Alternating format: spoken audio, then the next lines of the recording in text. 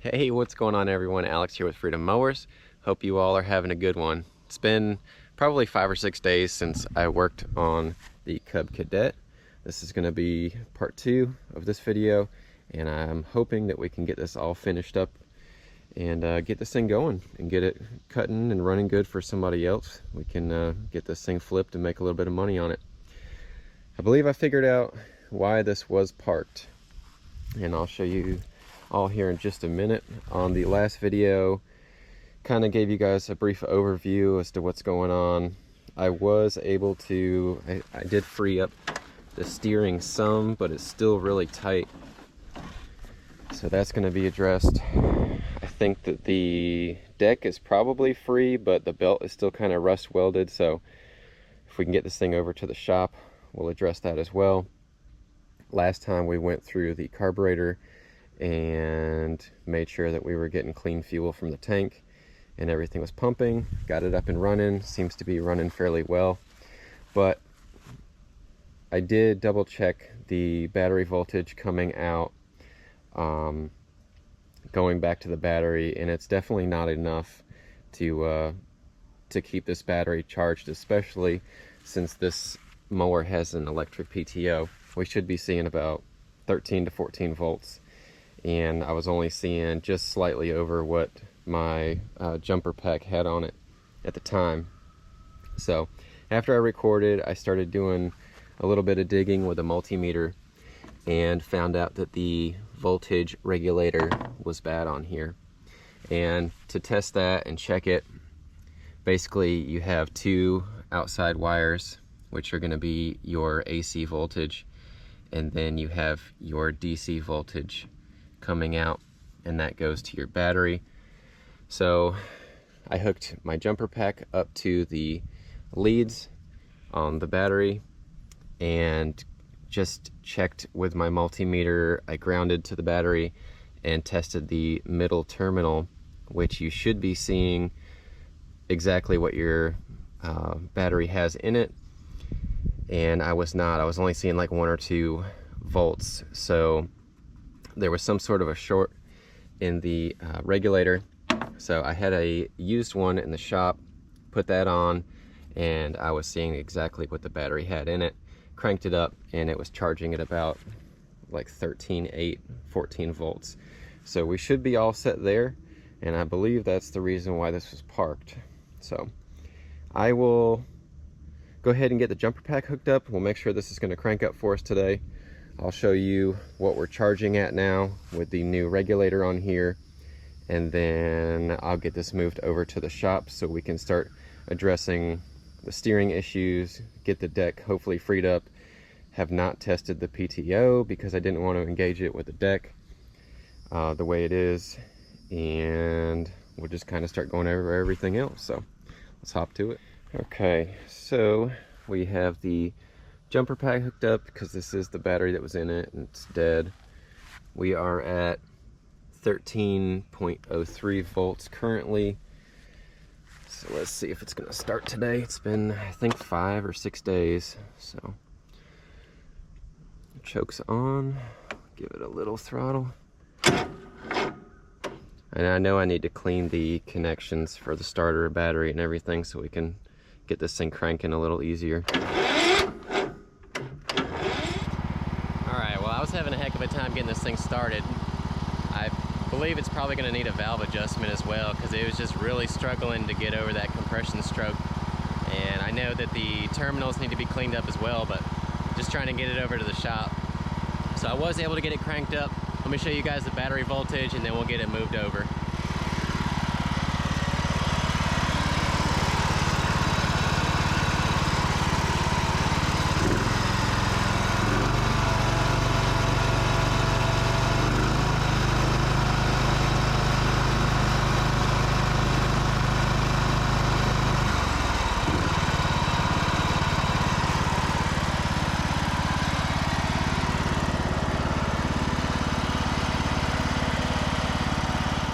Alright, well, we made it into the shop finally.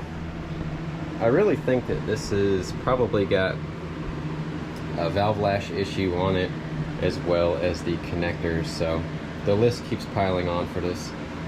We already knew we had the carb clean issue with the voltage regulator, still the steering, the stuck deck. So I'm gonna go ahead and start getting ready to adjust the valves on here. I'll get the hood off. This one actually has like a metal plate in front that I'm gonna have to get off, and once I get to that point, I'll show you guys taking off the valve cover, and we'll get those adjusted and see if we can get this turning over a little bit freer. All right, well, we've got the valve cover finally exposed. I did have to drop there's like the front bumper plate, which had just 2 bolts, and then we just had the 4 to take off the shroud, I guess, for the heat shroud. So I was looking underneath, and you can see where this has been leaking down the oil onto the muffler, so that's where a lot of that smoke is coming from. But we've just got to pop these bolts out, and we'll take a look underneath here and see how these valves look. All right, well, let's take a look together. Just put a towel under here, so it's gonna be a little bit of oil drip. Should be. Of course, I didn't get it underneath there.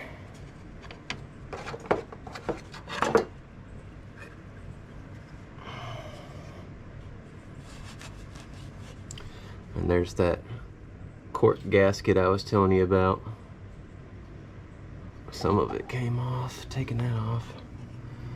But let me get my feeler gauges out, and we will start checking these. All right, well, got my feeler gauges out and just took a look on here because I'm not quite as familiar with the gap on the Kohler Courage. It says 5 thousandths on the intake side and 7 thousandths on the exhaust side.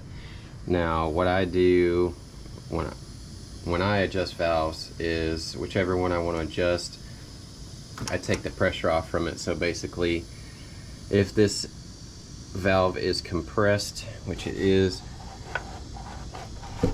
I have that compressed down. This one is loose now, and I was able to fit a 14 thousandths in here, and we're looking for 5 thousandths, so it's way out of spec. Let's see. So in order to take these loose, if you guys have seen, I've got some other videos on valve adjustment, but you need to loosen up the set screw that's in the middle, which I did crack this loose a second ago, and just go ahead and back that out a little ways, and then to actually adjust your distance between the rocker and the top of the valve, you just adjust this and put your, wherever I just put my feeler gauges, put your feeler gauge in there and get that gap. And what you want is for your feeler gauge to have a slight drag. You'll kind of feel it just dragging across, and then go ahead, and once you've got that adjusted, tension up your nut, and then you can cycle the engine over by hand and then double check to make sure. Sometimes you have to adjust it a couple times just to get it exactly right. So I will go ahead and adjust the intake side to 5 thousandths and the exhaust to 7, and we'll button up the cover on here and see if this is going to turn over a little bit easier. Alright, well, I got the cover back on. We got those adjusted, buttoned up the bolts on here. I did wipe the cork gasket on here, and when I was taking it off, this one right here on the side and the bottom were both pretty loose, so I can see as well that it looked like most of the oil leak actually started up here and made its way down. So hopefully those snugged up. We'll keep an eye on it. If not, can always get a new gasket for this as well, keep it from dripping down. But hopefully now with adjustment, I still haven't cleaned the terminals, but I will get there. We'll see if this will start turning over easier, because it was cranking over really hard earlier, to the point where the starter solenoid on the other side was starting to smoke a little bit. So I let off from that and let it cool down. But Let's see. All right, so here we go.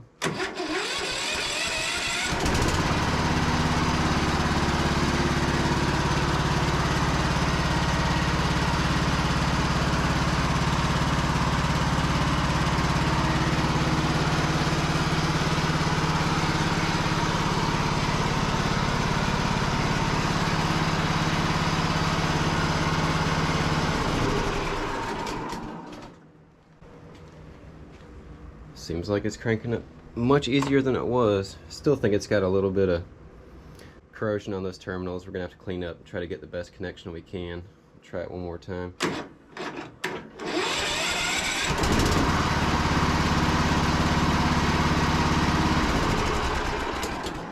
Alright, yep, starting up much easier. So let me go ahead and get some of these tools out the way. I'm gonna get the lift over here, and we'll get this thing up in the air and start looking at the steering and see what's going on with that and why it's so frozen up.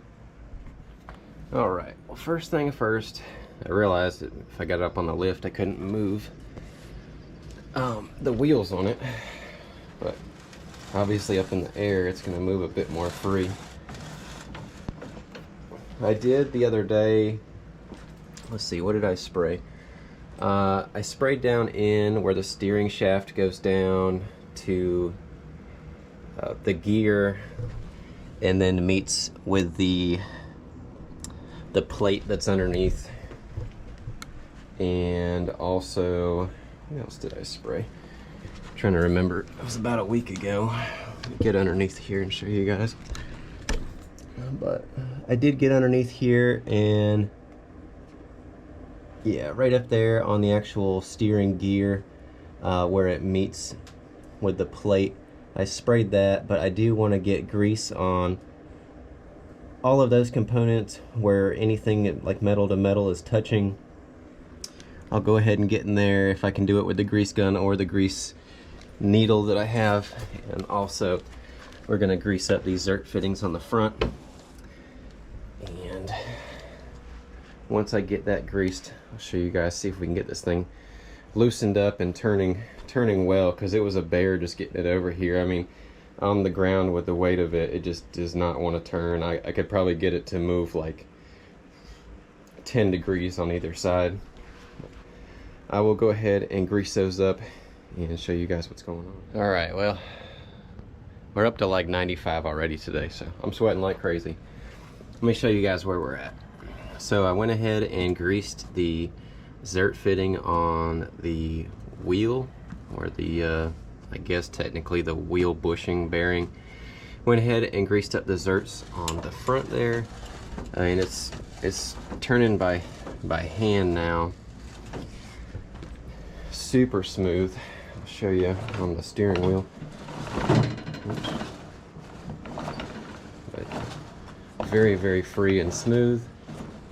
Like I said earlier, I went underneath and I've got the plate and the gear, just greased that up.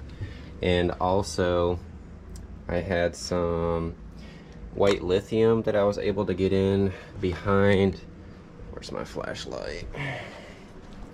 So I can find, well, I just had it, but right behind the cover here, I can't really, let's see if I can show you guys. Right behind the cover here, there's like a little white collar, and that is a bushing for the steering stem as well. So I went ahead and sprayed that, and we're looking good though on the steering, so I think that is all set. I did turn the key on accessory, and I've got my jumper pack hooked up. I was pulling the button up here for the PTO, and I can hear the PTO coming on, so I think we should be good as far as the electric PTO. I dropped the deck height down on here so I can start looking at it, and let's see where this thing is frozen up. So I think we just got that one loose. Yeah. So that one's loose. that pulley feels free. I didn't think that it was stuck. I thought that it was kind of rust welded. Let me reach under here. Yeah, that pulley's free. And I think this one right here is kind of rust welded. Let's see if we can pop that off. Let me sit you guys up here for just a second. Gotta have two hands. Make sure you can see what I'm doing here.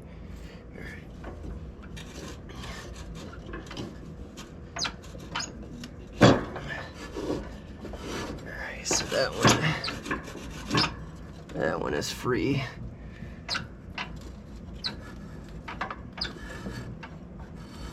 Alright. I think we've got it freed up enough to be able to test out the deck and see if this is going to work. So let me get all my tools off the mower and clear off some space. I'm going to leave the front covers off and just go from here, just so we can test everything out. But oh, and then the other thing too, I keep forgetting about this, I've got to grease hydrostatic lever. I gotta figure out where that pivot point is that's squeaking real bad, because the cruise control, I think it's missing a spring, because when I went to move it over here it just kind of flops down, and what that does actually locks the gas pedal or the forward on the hydrostatic into place. So you have to hold it up by hand to keep it from basically the gas pedal sticking. But let me go ahead and see if I can figure out where that pivot point is and get this lever situated, and then I'll get this thing cranked up. We'll see if we can get this deck operating. Alright, well, I'm picking up where I left off with you guys. Had to take a break, change clothes. Outside the real feel is 105 right now, so I know in the shop we're probably talking 110, 115. But we got the front greased, steering greased. I was able to free up the pulleys that I showed you guys earlier on the deck, and then also the hydrostatic pedal. Still got a little bit of a squeak to it, but brake pedal is working now, retracting. Also the spring that works for the cruise control, the little curved end had basically broken off. So I'll show you guys. We'll give it a little throttle down there, and now the cruise stays in position, hydrostatic stays where it's supposed to be, and then as soon as you pop it, it comes up. So we should be all set there. I would say let's crank it up, pull it outside, and see if this mower deck's going to turn on. And I think we'll be making some pretty good headway after that. So let's see if this thing will crank up now. Oops.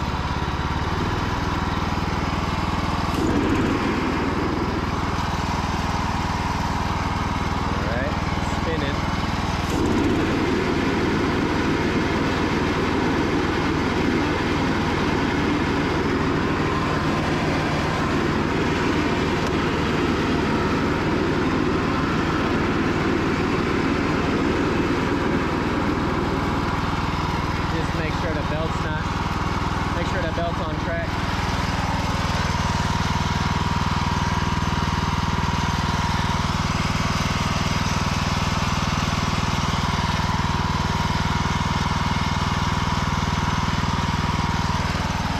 We're looking good.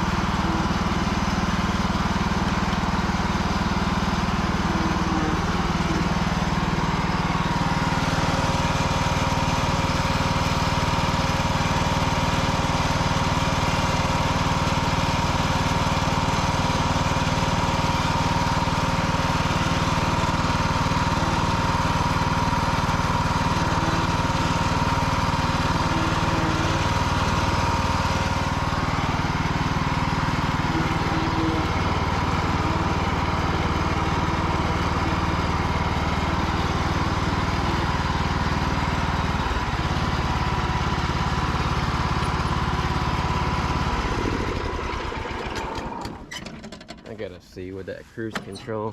It might be that the spring tension I had when I had to fix that spring might be too much. So yeah, see, it'll hold when it's not running, but pops off really easy.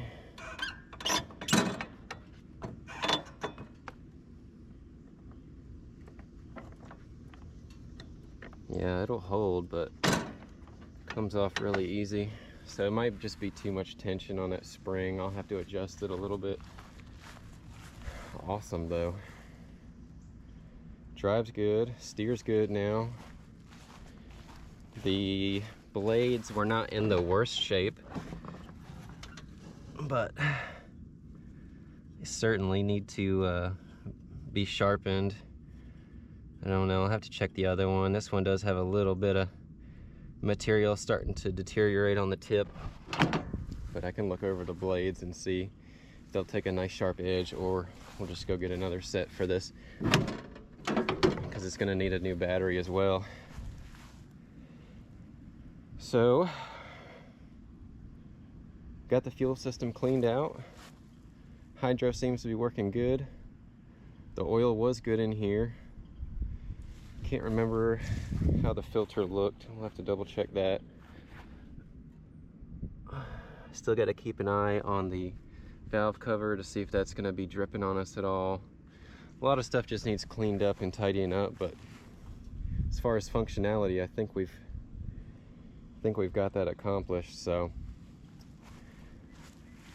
I think we are good right now. I think what I'm gonna do is start getting this thing cleaned up, get some of the excess grease that I had on there earlier off from it, give this thing just a good bath and a good cleaning, and start looking over a few items on here, and we can wrap this one up and hopefully have this mower done. All right, well, gave this thing a fair washing and got it cleaned up pretty well. Still got a few things to finish up on it. I'll show you guys under the hood here. Tried to clean everything up the best I could. I did throw a used battery in here. It's still a little bit low on voltage, but it's able to crank it up. Just kind of went over the whole thing, got all that extra grease off. I am going to pull the deck off here in the next couple of days and do some touch-up paint and grease the idlers on it. Just double check the spindles and sharpen up the blades. But overall, this is a good looking machine. Everything seems to be functioning as advertised on here. So yeah, I'm really excited about this. For 3+ years of sitting and getting rusty and crusty, seems like it's going to be a good machine. But we'll go ahead and just give it a little test run, show you guys everything, and we'll call it a day. Move on to the next project.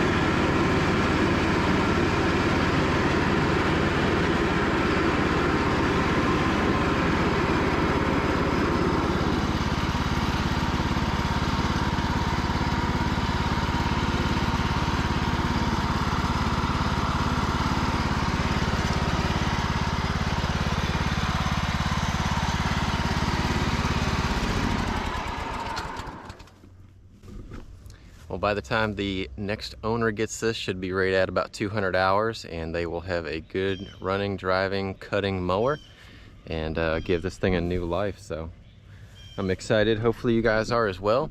I've got probably the next project we're going to start on will be well, I'll give you guys a heads up. It's going to be a $100 zero turn. So stay tuned for that. And thank you all for checking out the channel that are new here, and I really appreciate everyone coming back that's been longtime subscribers, and I really look forward to making more content for you guys. So I hope everyone stays safe, and on that note, let freedom ring, let the small engine sing. I'll see you all next time.